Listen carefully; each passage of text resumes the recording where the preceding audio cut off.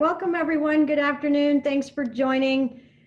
Can't believe it, but this is webinar number 31. Basically, we're holding it in meeting format, but it is part of our series of webinars for small business, navigating the impacts of COVID-19. I'm Barbara Coffey, Director of Economic Initiatives for the City of Tucson. Again, it's been my pleasure to be with you all this year, not in the way that we imagined this year at all. And it's hard to believe that, these 9 months or more have gone by and I've been sitting in this same dining room chair. So it has definitely been a one for the books, that's for sure. But I thought it most appropriate to get together this way, where we can all interact today so that we can share some stories.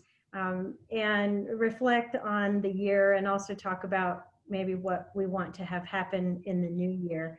But I thought I would kick us off by sharing some initial thoughts and give you kind of an update and overview of where we've been and by the numbers, what the impact has been in terms of the kinds of resources that we've been able to bring to bear. But I would love to see all your faces. So at some point, especially when we come to the end of some of my opening remarks, absolutely turn your cameras on and we'll get you all talking so that it's not about me. And that's one thing I have for certain learned this year. I think it's all hit home. There is much to do. And with that, I will share my screen and we'll talk about what we've done together this year. So let's do this. Let's get my full screen to come up. All right, it's coming. Here we go. So let's do this. Let's just talk about where we've been. And since I want to say it was mid-March, March 17, March 18th, when we all started our stay-at-home orders, we sort of ran out of City Hall. At least we started to run out of City Hall in order to begin to do our part, right, to stop the spread. COVID-19 became a real thing, and so it gave us a chance to really do business differently, I know, at the city. But what I thought I would share with you is just a look at kind of where we were when you think about our role in economic development and how it's not only focused on helping small business and local business and business retention, but we were still in the throes of a lot of business attraction conversations and industry relocations and the opportunity to share Tucson as a business proposition for so many. And even before COVID, we were ranking very well in those kinds of rankings and reports that site selectors and commercial real estate folks are reading. And so some of you have seen these slides, but I just love to kind of share where we were, because it's in the grand scheme of things, we're still doing quite well in terms of our notoriety across the country for being a city of gastronomy, a city of up and coming tech markets, a city that has extraordinary quality of life, and an amazing place to live and recreate. But we're still doing well in terms of the accolades that we're receiving. One of the most notable early in the summer came from Moody's Analytics, which named us one of the top 10 US cities best positioned to recover from this pandemic. And we heard from others, a group that we work with in terms of engagement, in terms of commercial real estate and business development, is the Site Selectors Guild. And we ranked as one of the top mid-sized cities for new projects. And so when we began to reflect on this, and we knew that all of this sort of vibrancy and work and the activity that happens at a very local level, the work that you all as small business owners are doing every day, is helping us achieve these rankings. It's helping us become a city that is unique and authentic and creative and innovative. And so how important that is. And so how lucky were we that we just rolled out this new website, connecttucson.com, in February before this pandemic hit us. And we were, grateful that we had a place to at least position all of our resources and point you to for all of the kinds of things that you might need going forward. And even at that time, we had no idea what that would look like. But quickly, we decided we should talk about it. So we stood up our weekly webinars. And on March 23rd, we began with what we called our small business series, Navigating the Impacts of COVID-19. And in that time frame over the year, so as I mentioned, we're in now 31 meetings together, but we had over 2,700 people register. That's probably not unique registrants, but again, registrants. For each of the week sessions, and then more than 2,400 views on our webinars that we posted on YouTube after we aired our recorded versions. And so the fact that, you know, I love to tell the story because in week one, we weren't even sure what was going to happen. I didn't even know, you know, I didn't have a Zoom account or know what that was at the time. We put a Zoom account in place and we're like, okay, we'll use this. And we did think well enough to at least pay for the service so we'd get that hour long. But what we didn't realize was we didn't have the upgraded membership, and we had 300 people register on day one. And the platform that we bought allowed us for 100 people. So that was the first lesson learned when I look back on the things that we were rushing out to do and trying to create a space for us to have this conversation when we knew businesses were going to have so many questions with closures and change of hours and all of the different restrictions that the pandemic placed upon us. There was definitely a desire to hear more from each other. And so we did that. We tried to bring all the experts in the room. Many of you are on the call that have participated in some of our webinars and been presenters.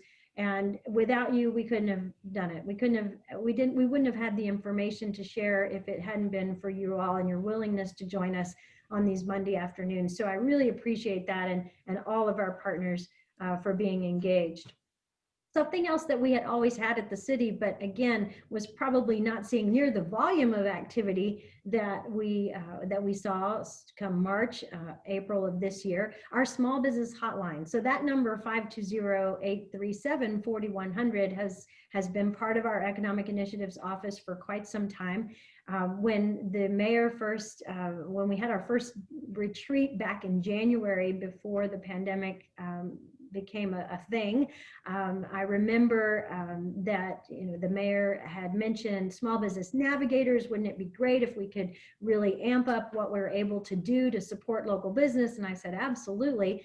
And so what we did immediately, once the pandemic hit, we said, we're going to need more people. So we created a team of 11 folks to help answer the calls. And we had over 743 calls already through November, and they're still coming, right? And so we're able to answer not only calls, but emails and reach outs. And they were coming from even, you know, referrals from council offices, ward offices, and so on. What we also realized is that we needed to be available in Spanish as well. We have a lot of monolingual Spanish speaking business owners throughout our community, and we knew that in some way we weren't able to reach them in the same way that we do on our English channels. And so we did Spanish and English outreach on radio and newspaper, and we learned a great deal from that. We learned that there is a place and an audience. There's even an audience on Facebook for many of our Spanish-speaking business owners, and that was a focus for us throughout the summer in particular. And as we got much better at preparing our materials and our collateral and our press releases in both languages. And then you saw the CARES relief funds go to work. And so the mayor and council allocated what amounts to over $14 million in loans and grant relief to small businesses. And we started with the direct loan program. We funded an additional $1 million with our partners at BDFC to do our loans for small business. And almost 40 businesses were able to participate, a few of them with PPP loans, but the direct loans to 28 different businesses in the community that really desperately needed that funding to get by.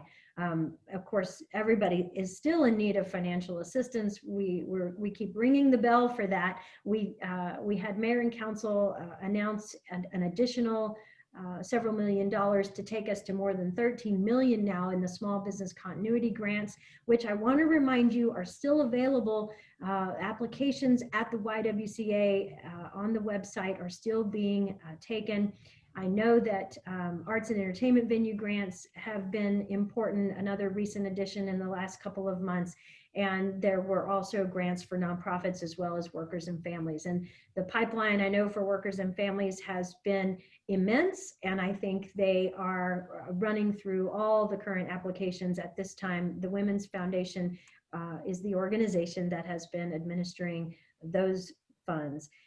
But another program that also was important this year, that comes every 2 years for the city, was our Economic and Workforce Development and Special Events grants. And we did award back at the end of May, or maybe it was the first meetings in June, but we awarded over $600,000 to be exact, to 20 different programs and events that have been funded. And just so thrilled to work with the partner organizations. Again, some of you are on this call as well, that are working through some amazing programs to help workforce development and to bring about economic impact through events and activities in our city. We tried to get creative as well, and you saw us talk about some marketing ideas that were new to the city, but something that we felt like, you know, we need to try anything and everything at this point. And so you could see the Hound there with Hound for the Holidays, now the version of the My Hound app and the Hound platform for businesses to jump aboard and be able to promote the opportunity for people to purchase their gift vouchers, gift cards, as well as claim coupons and other things to drive promotions and drive customers to their doors. And so more than 120 merchants are now on the platform or have been on the platform at any given time. There's probably 70 or 80. When you log on, you'll see those offers that'll be sort of geo-fenced to your location. So I encourage you, if you haven't done that yet, download the MyHound app from your favorite app store.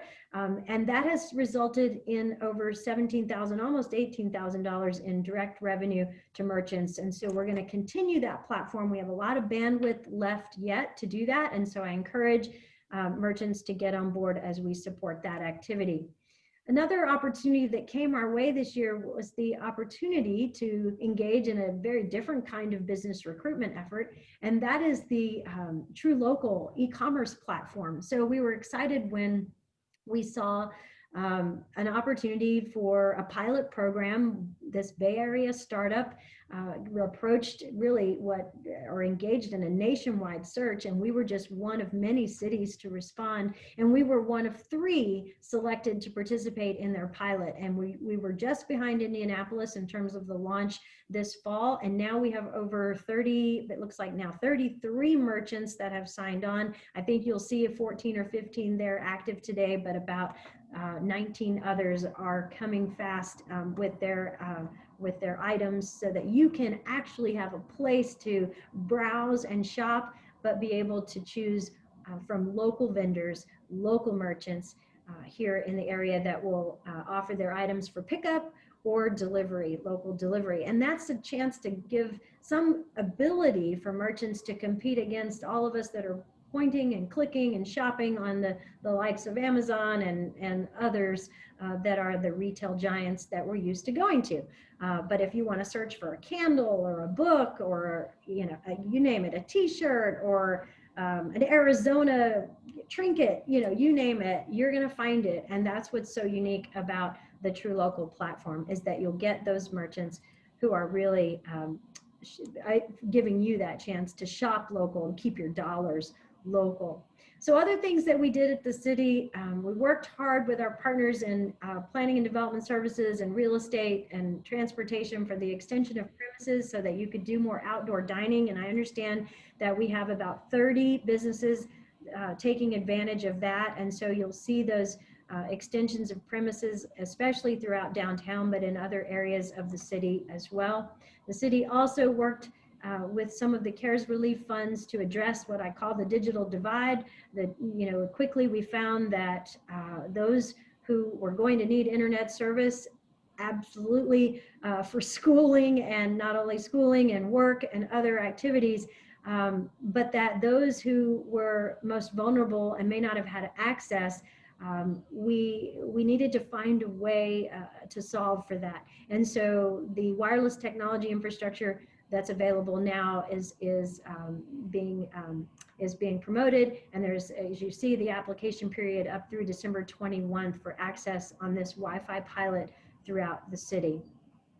Another program that our office had the ability to coordinate and roll out is our visual improvement program. And this really becomes a matching grant program for those businesses and building owners that are interested in doing exterior renovations. And while we certainly had a very short window for applications because we had a very small amount of money that we started out with, we were glad to at least launch. So we are working through some of those applications now, but we hope to expand this program and expand it further to allow for far reaching into, you know, parts of the city, ideally aligned for our commercial corridors, again, businesses that need a facelift. So think of paint, think of lighting, think of landscaping and things like that. And you'll see that could be an opportunity to bring an image upgrade to your building. And then we have the joy of working with partners like Startup Tucson on really clever opportunities to promote Tucson in an age where it's very fitting to be looking for those remote workers who might want to choose Tucson as a place to live and work. They would be fully employed folks, but they would come to us with a great deal of skills and experience and help us strengthen our local talent pipeline, which is what helps us be competitive when we are talking to employers of the future that are choosing Tucson, where they can find the skills, because we've attracted a few new folks here to do their work in Tucson. So we're excited about that. And then you'll see us out and about as we deliver business connection kits. We knew that even in a time of COVID, that we still needed to try to make contact with folks. We know that we're not reaching everyone when we do webinars or meetings online, and we're still wanting to make sure that businesses feel like they have a touch point with us and with the city and with someone that can at least point them to resources they need. So far we've delivered about 135 business connection kits, and the little yellow bucket that you see, I thought it was kind of cool. It's an inflatable bucket. I think it'll even hold water. So it's like, and you can, inflatable, I should say collapsible, like you can twist and fold it down, and so it stows away quite easily. It's quite handy. But inside is what's most important. It's filled with all kinds of information that many of you as partners have shared with us, and that many of you as businesses have seen. Again, programs like our grant programs like the Pima Community College workforce and training programs, programs that our partners with marketing efforts like Hound and True Local are included there. All kinds of things that, again, point you to some of the things that could help you in the months to come. And then I'll finish out sort of our recap of sort of where we've been with our work at the Office of Economic Initiatives. When we think about this year gone by, while it's been mostly focused on small business activity and trying to respond to the craziness of this year that has impacted you all so much, we still have had an opportunity to celebrate some job creation and job retention projects. Those are a few that you see on the screen. We started the year with a ribbon cutting at Southern New Hampshire University site downtown, and then quickly, I'm sure, it became quiet downtown. So that was unfortunate. But the good news is, you know, we have these jobs that have been added, and we have these jobs that have been retained. Companies like Sandvik, companies like DoorDash bringing DashMart in, and Wow Studios, and then expansions on the part of Modular Mining, Paragon, and Vector are some of those examples. It's also fun when we still have construction projects going on, and certainly this was a year when we could get a lot done. I know we saw the openings of new hotels, the Tucson and the Graduate being some of those. We saw the opening of the Rendezvous Flats. And then we celebrated the opportunity to announce the future project that will come to 75 East Broadway in downtown, another $110 million capital investment on the part of this group that will build mixed use development up to, gosh, I want to say we were 19 stories or 21 stories. Now I forgot where we landed, but it's going to be a fantastic addition to downtown and create vibrancy as we come out of this pandemic. So as we continue to contemplate all of these kinds of things, I think it's most appropriate that we hear a little bit about where you are now, given that we're still in the throes of this pandemic, that we're still seeing a lot of hardship. We are still certainly concerned about the rise in cases. And so I just want to, sort of open the floor to talk a little bit with you all and hear from you all. So please do feel free to turn your cameras on and say hello, and I will throw out some questions that maybe then you can respond to. First, while you're getting your thoughts together and turning on cameras, I want to introduce you to a few people on the team. I know that while you've heard from me, and I think you've also heard from Kevin Burke, at least during one meeting, our Deputy Director of Economic Initiatives, he couldn't be with us today, but I do have members on our team that are here. And so, and I'll call on you, Mike Chakowski, if you'll say hello and introduce yourself and say hi, but so thrilled to again introduce you to some of the people that you may be working with behind the scenes or that you may not have been working with, but that are certainly doing the heavy lift. Mike? Hi, Mike Chakowski with the City of Tucson Economic Initiatives Office. Well, sitting in my den. That's where you've been in your den for the most part, but you've also been a key piece of going back and forth with all the technical pieces of, I mentioned the grant programs, I've mentioned, these projects like 75 East Broadway. When you see things like that and you see incentives applications and other kinds of programs, that's what Mike is all about. And so he's been quite busy and we'd be at a loss without him. So I appreciate your work, Mike. I also want to introduce Irene Messina. Irene, if you'll say hi. Irene is our administrative assistant for our office, and she is the glue for the office. So you can say hello. Hi there. I may have to mute because my dogs are barking again. I think someone's walking by outside, so sorry about that. Just want to say hi to everyone.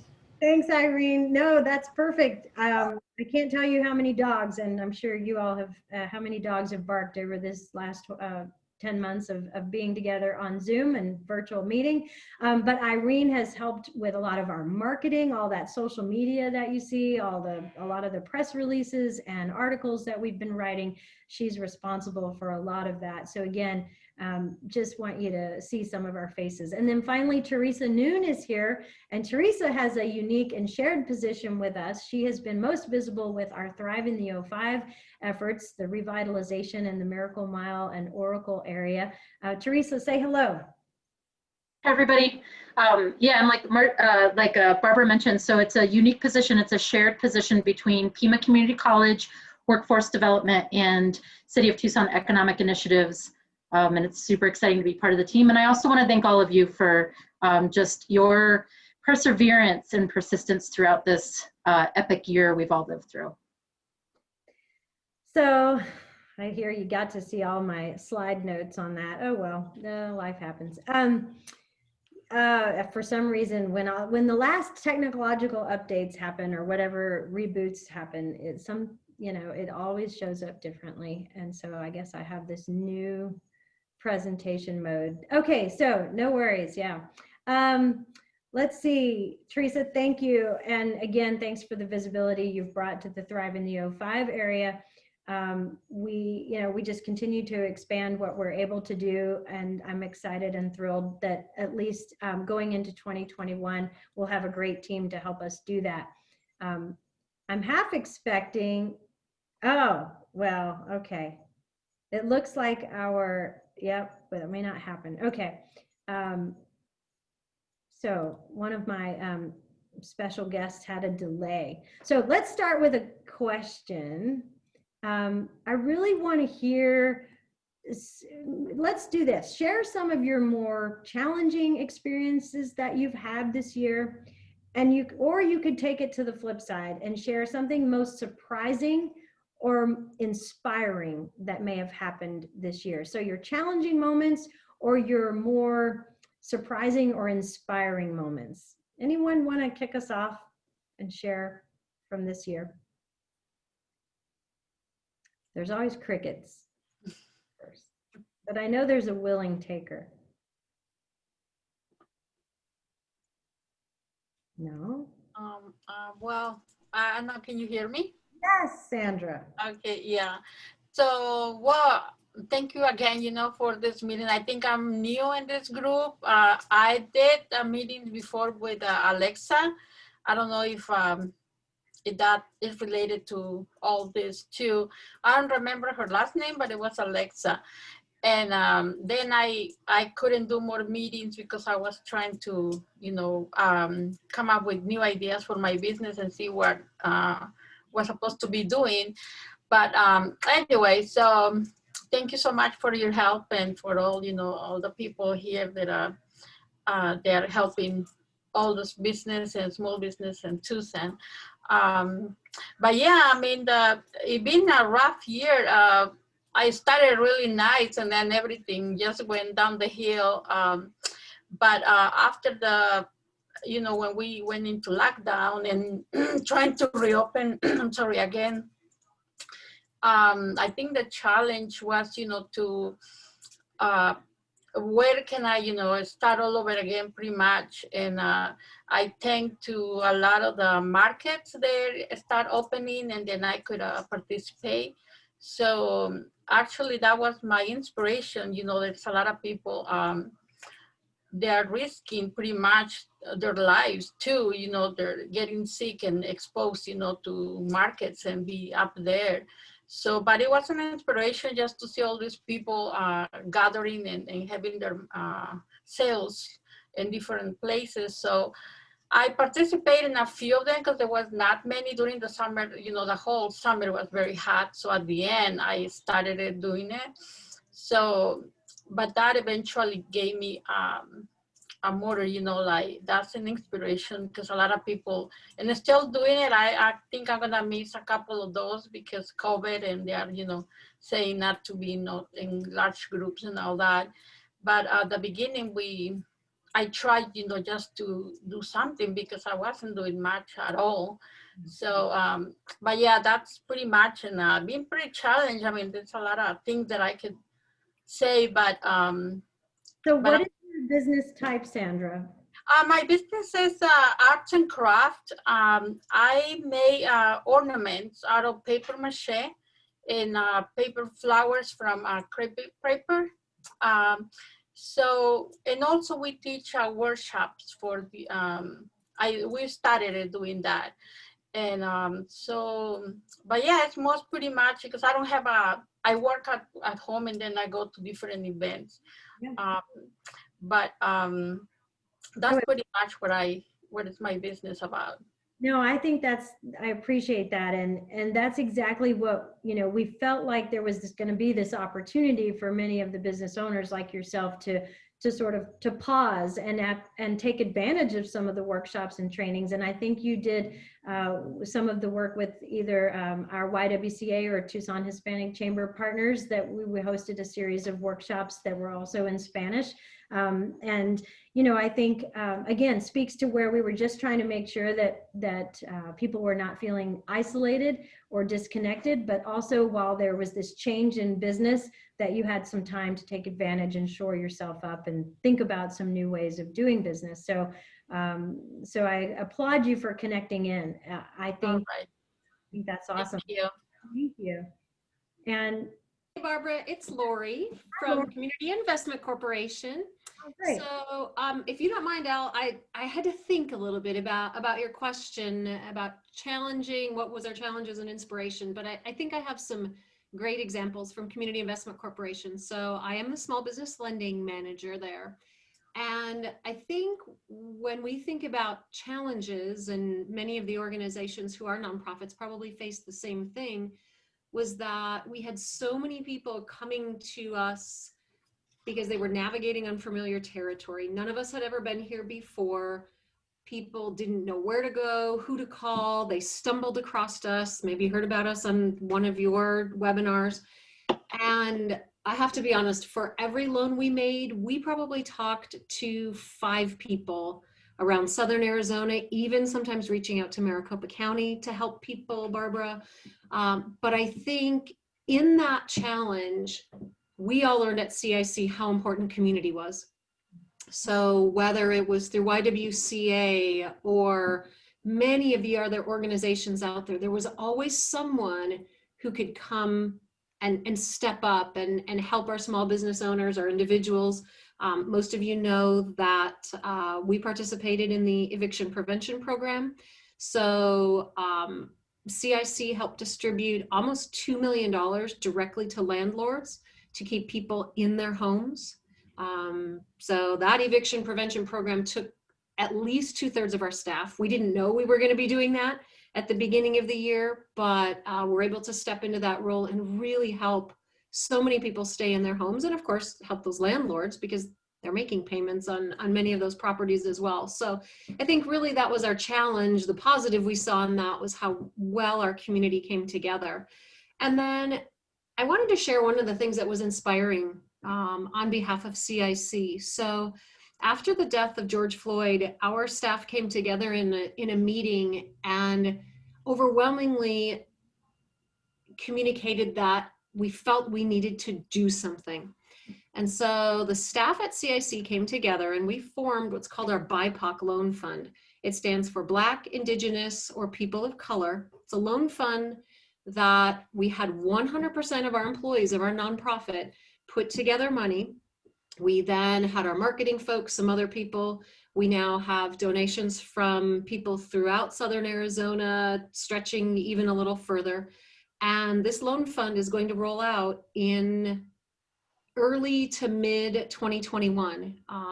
The loan committee will be trained by CIC, although we will not make any of these lending decisions in the BIPOC Loan Fund. It was one of those truly inspiring moments for all of us where we really had to step back and say, what can we do to make a difference? And this is how we felt we could make a difference. So not a positive event, but we really want to try and turn that event into something where we can truly help all of our Black, Indigenous, or people of color here in Southern Arizona. Yeah, I appreciate that. And that's fantastic. That has been most inspiring, is seeing the way people have responded. I was also enthralled with the way that the Kiva platform rolled out and the partnership with Growth Partners and Community Investment Corp to do that, and the number of businesses that were funded. We're raising $7,000, $10,000, up to $15,000. That really starts with community and with friends and family on that platform. So very impressive and just fantastic. So again, love to see that. I think of another story with the way we started this pandemic. Another favorite of mine, in the first few weeks, we had organizations calling and saying, how can we help? And then we would have organizations call and say, okay, we're working on something, but we need more space. And we had one particular nonprofit that was making masks, and they had rented a ballroom of one of the local hotels to do that. So they were paying a couple $100. I don't know if it was a day or a week, but it was some monies in order to set up a location where they could have all their sewing machines and all their people, and they were doing all their mask making and whatnot.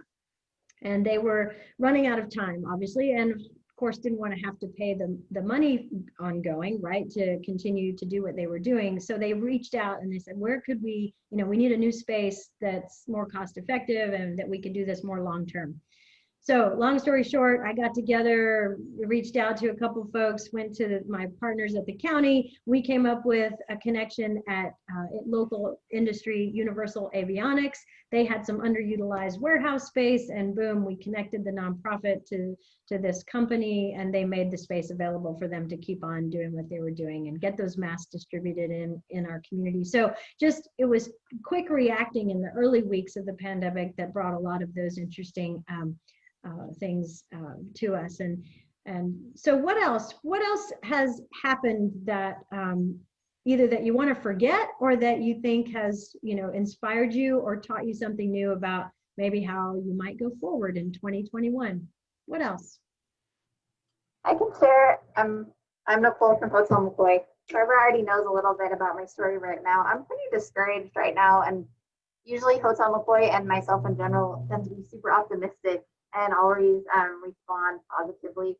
So this year we've pivoted and persevered, and we actually did pretty well. Like, I just ran our numbers, and as a hotel, because of Tucson local support and the staycation campaign, we were able to do well enough to, we got the PPP loan from the federal government in March. And so we only laid off employees for 2 weeks and then brought them all back and have consistently kept all our employees full time through the year. But to the Pima County's decision to not do sports and the curfew caused a lot of cancellations. And like, I have my, you know, I'm not personally playing sports or going out at night, so I understand that, but it caused me to have to cut hours in half, and like we're out of reserves, and so it was really hard to cut 20 people's hours right before Christmas. And you know, I'm just feeling like a little bit discouraged because they weren't able to get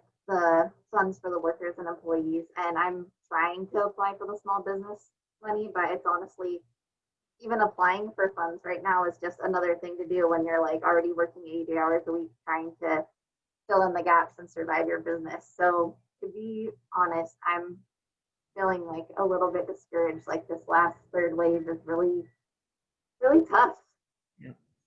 Yeah, I get that. I really get that. The exhaustion and fatigue of the events that you as small business owners have experienced is, even, like I said, beyond what I can even pretend to know.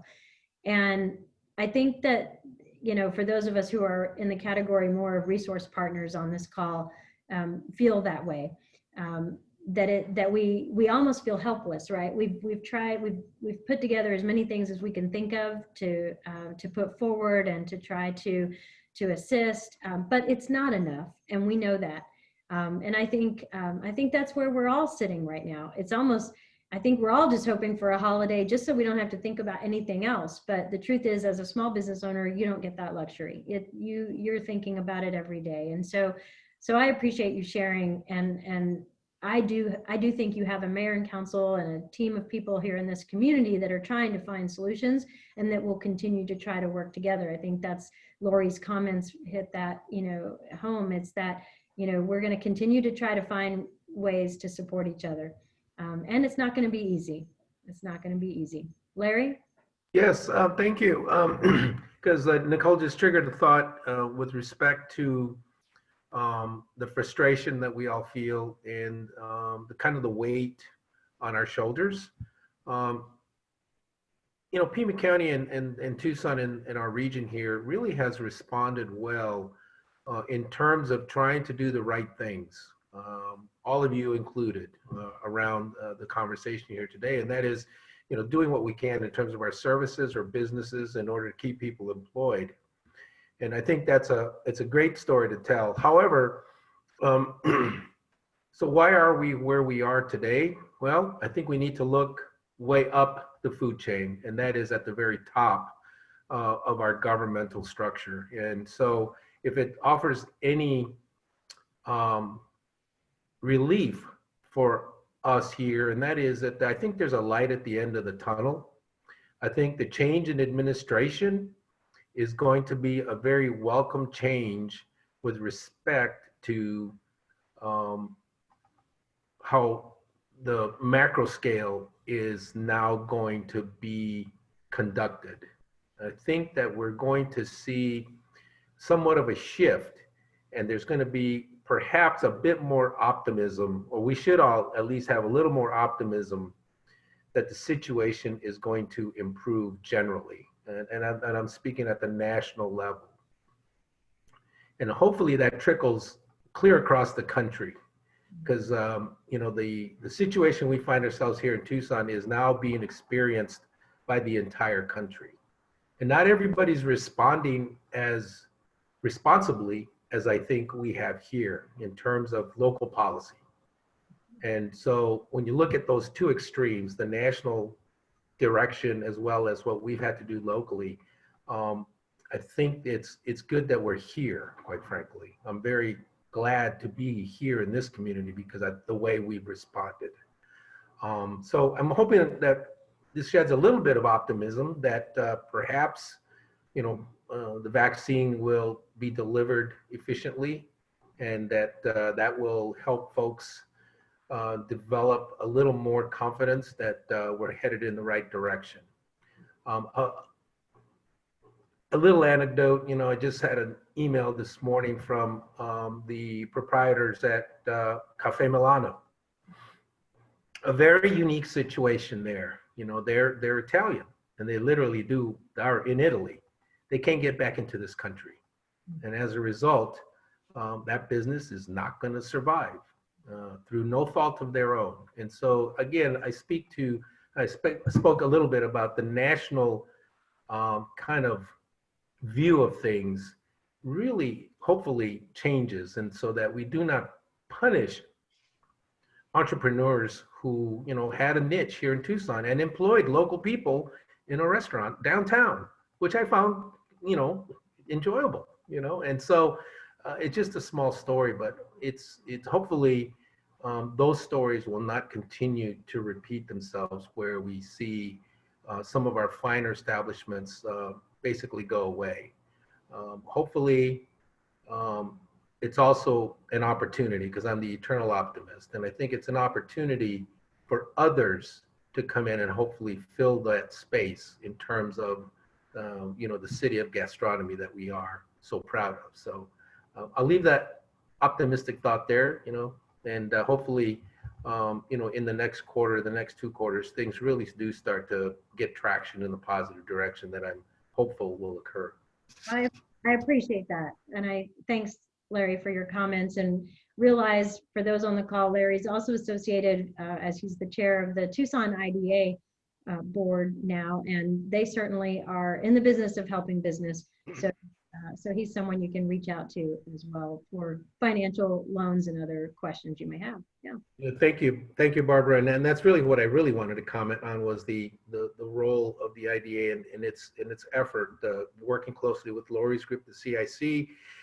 One of the things that I've assumed as the chair of the IDA is to work with Teresa's group that Thrive in the 05 and try to participate in as many local organizations that we might be able to partner with when it comes time to offer, you know, financial assistance, loan programs for small business. This is what the IDA can do, as well as with Lori's point earlier with respect to preventing evictions.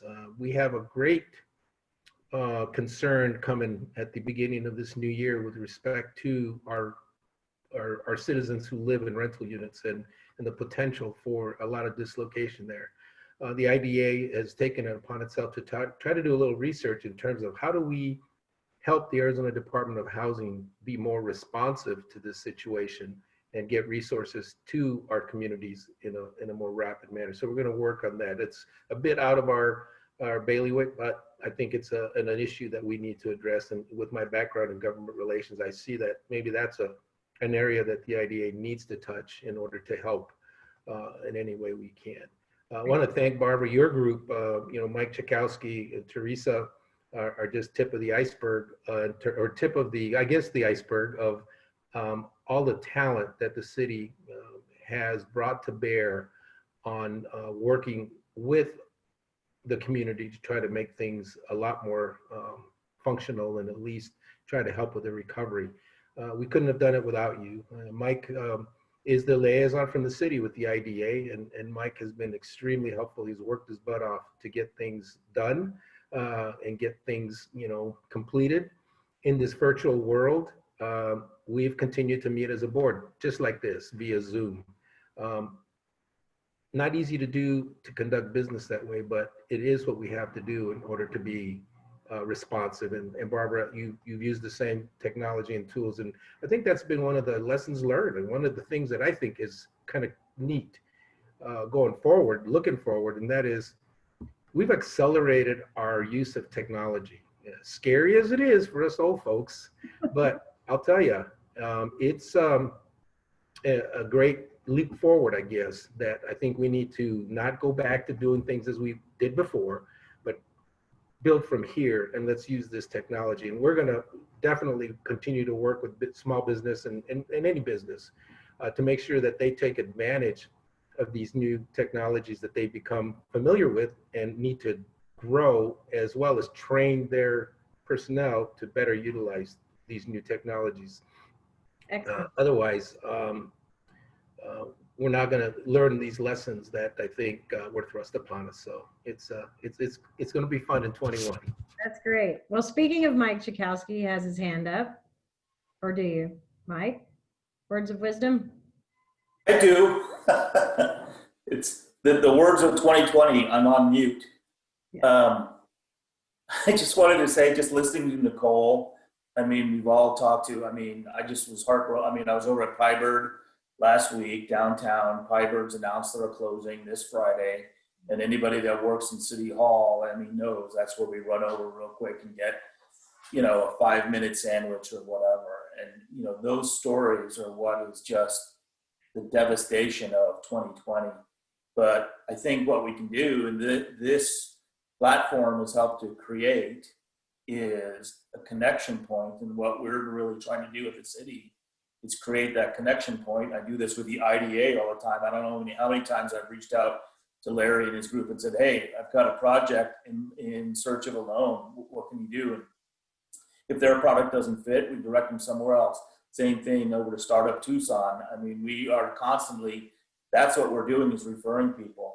And on this call right now, we've got, representatives of the El Tour. Raise your hand, you guys. I don't see TJ's camera on, but Charlene's on there, and the El Tours, and they're keeping it on. Yeah, they delayed it from November, but they're going to move it in, I think, April, you're looking right, as of today. And, so that we are still doing the events. Hey, TJ. And, the Arizona Bowl is still going to be held, one of the few bowl games that's going to be held. No fans in the stands, but it will be a premier time slot on TV now to really showcase Tucson and other events. And so, by connecting our local events to our local small businesses and helping keeping them afloat, that's really what we've been focusing on. Yeah, we've been working on these really huge projects, which is just phenomenal, to keep that going, just to show the outside investment coming in, but to show that we're investing in ourselves, investing in our events, doing everything to keep them all going. Yeah. We're doing what we can. I appreciate that. Those were good points. And it reminds me to, TJ or Charlene, why don't you share a perspective of what El Tour had to go through in terms of decision making and what that may mean for the year ahead for you all? Well, it's an ongoing process of learning. I think I probably redid the 13-page Pima County COVID mitigation form several times because we constantly learn new information about best practices. And I think we've also learned from some events that have actually taken place in the fall that have successfully taken place. We looked at, there was an Ironman event that was in Tempe that had 800 participants just in October. And so this was before the big wave. And the things that they did to mitigate COVID, those were the types of things that we wanted to replicate. And so as we, look towards the event that could happen in April, we're trying to make sure that we're covering all those bases, that what was done at those events that were very successful. And now that same organization didn't go through with their next event that was supposed to be scheduled for November because the numbers, drastically took off. And so even though they had a very successful event just weeks before, just the optics of doing an event during a just another outbreak in our state was not very conducive. So we learned a lot from the events that have taken place. There's other events that are taking place on a smaller scale, but obviously to do something like El Tour de Tucson with 8,000 people is a whole different ballgame. And so just as I'm putting together, different mitigation plans, looking at other events that have reduced the numbers, is it feasible to do that and still put on a quality event and also make financial sense to put on the event? So there's so many different things that we've never had to, as event organizers, even think about in the past. And so it's definitely challenging times that I don't think anyone in this industry will ever forget. No, and I should say welcome to you as well. This is your first year here, if I'm not mistaken, correct? You Correct. jumped in the midst of all of this, and you're not the only one.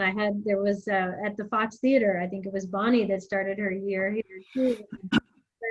What a tough year to be new, but amazing that you all are, engaged at the level you are and trying to navigate this. So it's fantastic. Great. And I think Charlene's on too. I don't know if Charlene wanted to add anything on that. I would just add a thank you. The community has been remarkable. Barbara, these sessions, it just keeps us connected. So I'm very appreciative of that. Appreciative of Rio Nuevo. I mean, they also are there for us, and you've been there for us. Mike, you send us the check, so I like to say thank you, Mike. And but it's you kind of have to earn your way, and I think we have been much more transparent this year with what we're doing, where we're going, what the finances look like, and opening up that way has allowed us to get additional support that in the past we haven't had. And then God love TJ coming in right in the middle of it, but he's a trooper and he's got great experience. So El Tour will happen, hopefully in April, hopefully again in November. And just stay with us, just stick with us, please. Yeah, I appreciate that. Thank you, Charlene. And I might call on Jerry Hawkins. Jerry, if you have a minute to maybe share from your perspective some of the things that you've been working on and what you think will happen with some of those projects in 2021. And unmute yourself. Oh, I still can't hear you, but you're getting closer, I think, to finding the button. That's it.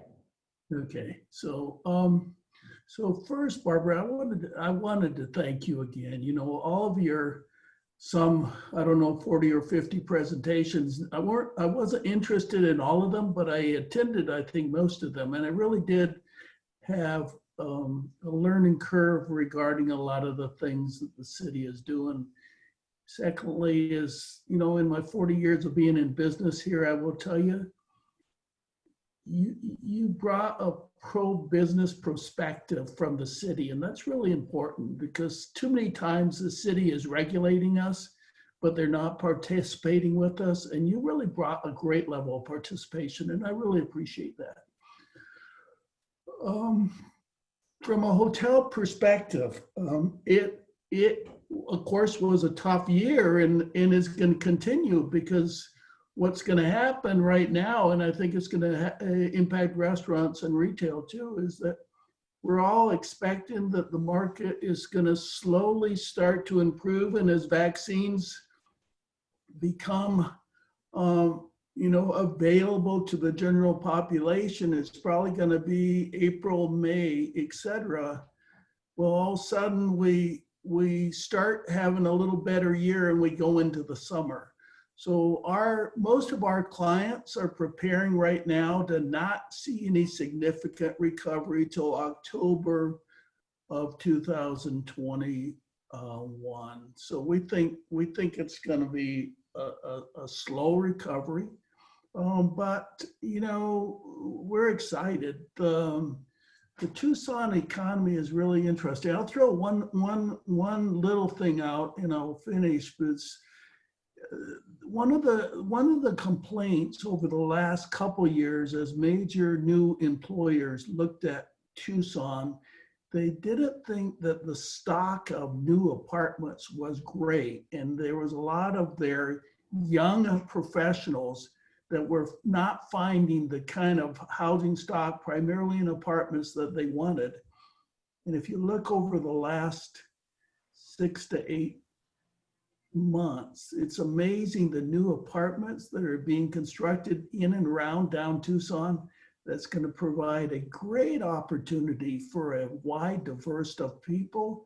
We need to start working on some lower income housing now too, but the upper end market is astounding right now. I appreciate that. Thanks, Jerry. Sure. And thanks for all you do. And again, I mean, so many of you are working on not only your businesses, but other people's businesses and projects that you're shepherding through.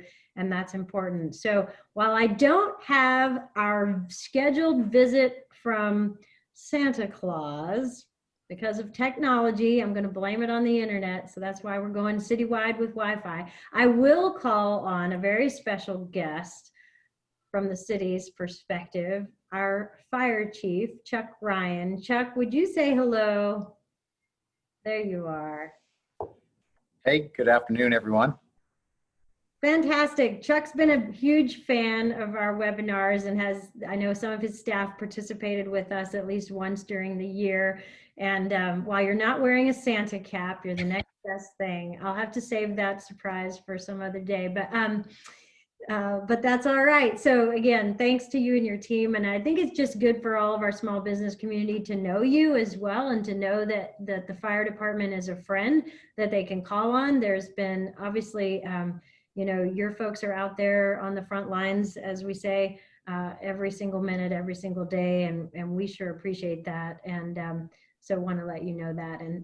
And really, you know, they're friends. You know, if you're a business person and you have questions about, you know, life safety issues in your business, you have questions about how to handle issues of, I don't know, care of your employees, whatever it might be related to this health crisis, then you know you have a friend in the fire department. So thanks, Chuck. Yeah, absolutely. Appreciate it. And I'll tell you, I want to be respectful of time, but I've really enjoyed these. I think I've listened to most of them, and I offered to be a guest on one, and then the timing didn't work out. And so I think one of my assistant chiefs stepped in for me, but it's really been a learning experience for me to hear something other than fire and EMS, right? And but like Barbara said, we're here to support the business community. We want to be a good partner. I believe we are a good partner. And if there's any way we can help any of you or your clients or your associates, please let us know. Reach out to me directly or through Barbara to me, and we'll get you taken care of. I wish you all safe and happy holidays, and let's hope for a much more enjoyable 2021. Yeah, that's awesome. Thank you. And as I think about those large events like TJ was talking about, you know, fire and public safety issues come in very, you know, are a very huge part of those logistical nightmares in a sense, because they involve large people and large groups. So I know you have a team at the fire department that can help you solve for that. So just keep that in mind. So with that, any other closing comments or nuggets of wisdom to finish out our time together? Anybody who didn't get a chance to say hello wants to say hi? Oh, Jane, go ahead. Barbara, I helped to hire you, and I feel that it was one of the best decisions that we made as a community, because your positive approach to life is really what helped us starting in March. And I thank you very much, because we were drowning. You know, we wouldn't have known what to do, and you just made it better. Oh, that's just fantastic. That's just, I don't know what else to say. And but you know what? It's a team approach. I have to tell you, I mean, everyone from, you know, Downtown Tucson Partnership to Main Gate, to Startup Tucson, to the tech parks, to, you know, everybody in between, our IDA. I mean, everybody who's been here, who's been part. It's the team that we have in Tucson, and that's frankly what sells. And so that's our job, and that's what we'll do in 2021. I just want you to know you have a team at the Office of Economic Initiatives that will continue to share the Tucson opportunity. That's what we're here to do, and we'll continue to do that. And we'll do that with all of your stories and all the things that you're doing to make Tucson such a great place. So thank you all for making a difference. I will wrap us up. I will tell you we will be back in January with some version of our webinar series reinvigorated for 2021. So watch your email and we'll send you all the links for registration at that time. You can view all the past webinars and share those with your friends at connecttucson.com. And we will wish you a very happy holiday season. Mask up and stay well. All right, so that we can join back together in January. You can always call our hotline at 520-837-4100 or check connecttucson.com for other information and updates. Be sure to add yourself to our newsletter. So again, thanks everyone, and we'll stay in touch. All right, good afternoon. Thanks, Barbara.